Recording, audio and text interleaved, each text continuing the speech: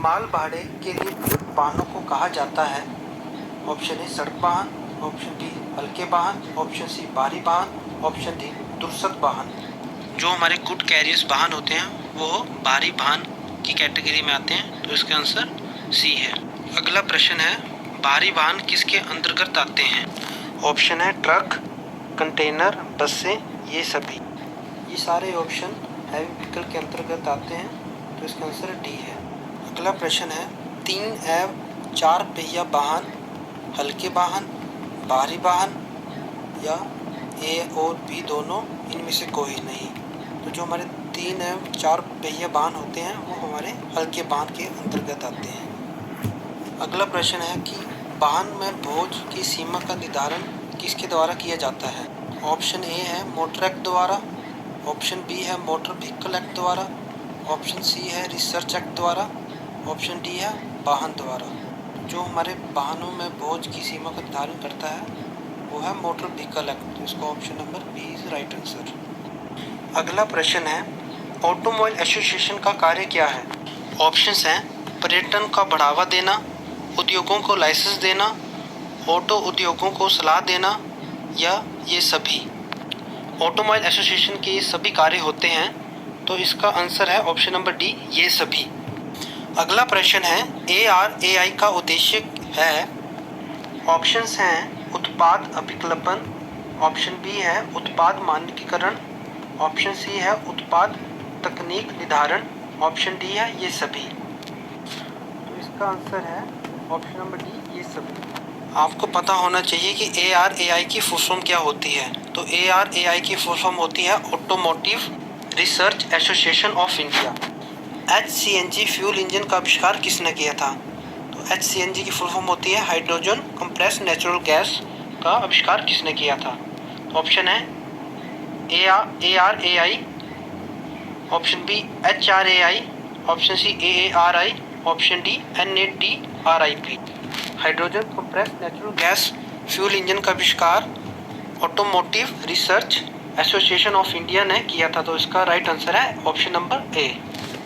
अगला प्रश्न है, भारत के बिक्री कारों की माइलेज का निर्धारण कौन करता है? तो ऑप्शन ए है NATRIP, ऑप्शन बी है ARAI, ऑप्शन सी है R&D विभाग, ऑप्शन डी है इनमें से कोई नहीं।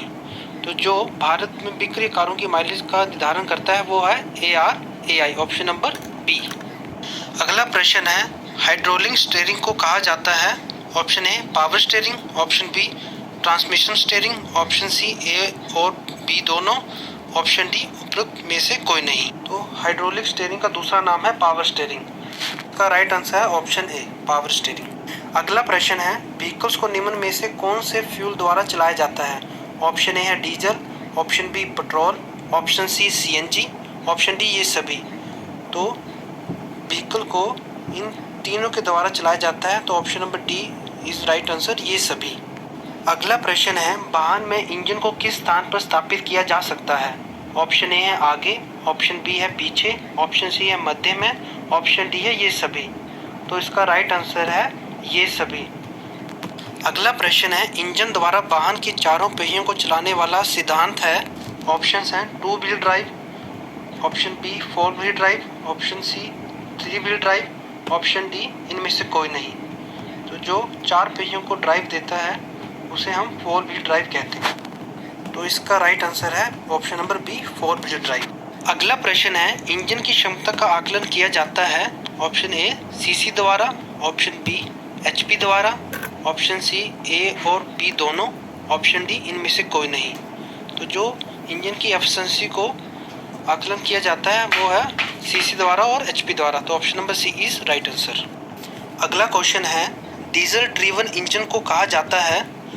जो डीजल ड्रिवन इंजन को CI इंजन कहा जाता है। CI इंजन की फुल फॉर्म होती है कंप्रेशन इग्निशन इंजन्स, तो इसका राइट आंसर है option number B CI engine. अगला प्रश्न है, पेट्रोल ड्रिवन इंजन को कहा जाता है? तो पेट्रोल ड्रिवन इंजन को SI इंजन कहा जाता है। SI की फुल फॉर्म होती है स्पार्क इग्निशन इंजन, तो इसका option number A is right answer, SI engine. अगला प्रश्न है, NATRIP का उद्देश्य क्या है? तो सबसे पहले हमें पता होना चाहिए कि NATRIP होता क्या है। तो NATRIP होता है national automotive testing and R&D infrastructure project. Options हैं automotive safety, option B combustion standardisation, option C work capacity standardisation, option D उपरोक्त सभी। तो ये सारा काम NATRIP का है, तो ऑप्शन नंबर डी उपरोक्त सभी इज राइट आंसर। अगला प्रश्न है R&D विभाग का इंडस्ट्री में प्रोडक्शन में उद्देश्य क्या है। तो ऑप्शन ए है डिज़ाइन, ऑप्शन बी है स्टैंडर्डाइजेशन, ऑप्शन सी है कंस्ट्रक्शन, ऑप्शन डी है डिस्ट्रीब्यूशन। तो R&D का काम होता है डिज़ाइन करना, तो option number A is right answer. अगला प्रश्न है वर्टिकल रेसिप्रोकेटिंग कंप्रेसर का प्रयोग निम्न में से किस क्षमता के लिए किया जाता है। इसका आंसर है option number A 50 to 150 cubic feet पर मिनट। अगला प्रश्न है डीजल ईंधन की दक्षता निर्धारित की जाती है।